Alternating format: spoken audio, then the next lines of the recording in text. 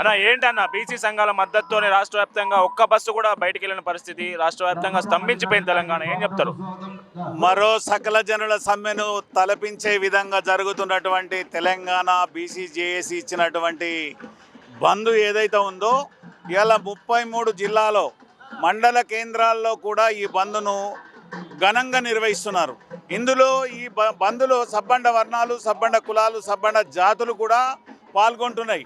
ఎందుకంటే స్వాతంత్రం అనంతరం ఇప్పటి వరకు బీసీలకు జరిగినటువంటి అన్యాయం మీద ఇంత పెద్ద పోరాటం వచ్చింది. ఇది మొట్టమొదటిసారి కనుక దీనికి స్వచ్ఛంద సంస్థలు, ప్రజా సంఘాలు, కులా సంఘాలు, విద్యార్థులు, మేధావులు, కవులు, కళాకారులు కూడా ఈ సంపూర్ణమైనటువంటి మద్దతుని ఇవ్వడం జరుగుతుంది. ఈ మద్దతు ద్వారా ఇవాళ రాష్ట్ర కేంద్ర ప్రభుత్వాలకు కనువిప్పు జరిగే విధంగా ఈ కొనసాగుతున్నటువంటి ఈ బంద్లో అన్ని వర్గాలు కూడా పాల్గొని ఎక్కడికక్కడ మేమెంతో మాకంత, ఓట్లు మాయైతే సీట్లు మీయ, మీరు ఇచ్చిన రిజర్వేషన్ను మీరు ఎందుకు అమలు చేస్తలేరు, ఇలా రాష్ట్ర కేంద్ర ప్రభుత్వాలకు సురుకు తలిగే విధంగానే ఈ బంద్ కొనసాగుతున్నది. దీని అంతరార్థం ఏంటంటే ఇవాళ మేము ఓటర్లుగానే కొనసాగడం కాదు, ఇవాళ మేము పాలకులుగా కూడా ఉండాల్సిన అవసరం ఉంది. మాకు కింద చట్టసభలో లోకల్ బాడీస్లో రిజర్వేషన్ కల్పించడానికే మీరు గింత అడ్డంకి కల్పిస్తున్నారు. ఇలా మీరు 10%, 7% ఉండి 10% రిజర్వేషన్ తీసుకుంటే మేమే ఉద్యమాలు చేయలే. కానీ ఇవాళ మాకు ప్రభుత్వం 42% రిజర్వేషన్ ఇస్తుంది అనగానే కోర్టుల చుట్టూ తిరిగి దీనికి అడ్డంకులు కల్పించి మాకు ఈ విధంగా ఆటంకాలు కల్పిస్తున్నారు. కనుక ప్రతి కడుపు మండుతుంది బీసీల కడుపు.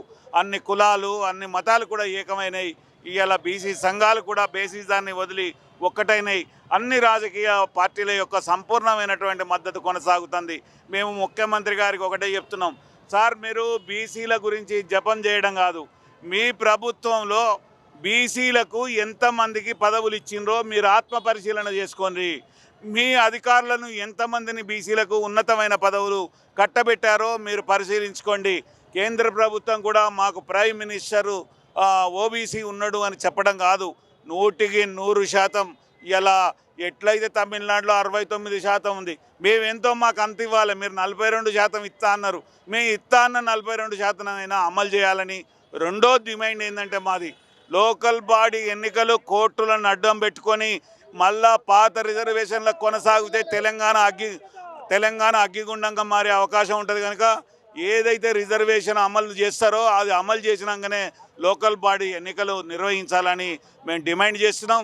ఇలా రాష్ట్ర వ్యాప్తంగా అన్ని కులాలు, కుల సంఘాలు, ప్రజా సంఘాలు, జేఏసీలో ఉన్న వాళ్ళు కూడా ఈ బంద్లో పాల్గొని విజయవంతం చేసినందుకు వీరందరికీ కూడా మన ముదిరాజ్ మహాసభ తెలంగాణ రాష్ట్ర కమిటీ తరఫున ధన్యవాదాలు తెలియజేస్తున్నాం. నేను డాక్టర్ చొప్పర్ శంకర్ ముదిరాజ్, రాష్ట్ర అధ్యక్షులు, తెలంగాణ మన ముదిరాజ్ మహాసభ. థ్యాంక్ యూ, ధన్యవాదాలు.